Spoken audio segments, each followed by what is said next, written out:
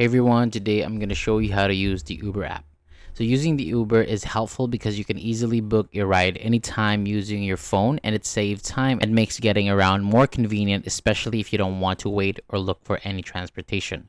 So first, open up the Uber app and sign in. You'll see a map with your current location, which is usually set as your pickup point.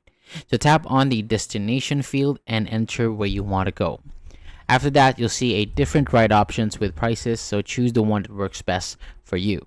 Next, confirm your pickup location, then book the ride. The app will find a driver, and once it is accepted, you'll see their details and arrival time. You can also track them on the map. And when the driver arrives, track the car details before getting in. Then just enjoy the ride, and once you arrive, the payment will process automatically based on your selected method. And that is how you use the Uber app, and it's simple and very easy to use. Thank you so much for watching. For more videos like this, hit the subscribe button below, and I'll see you on the next video.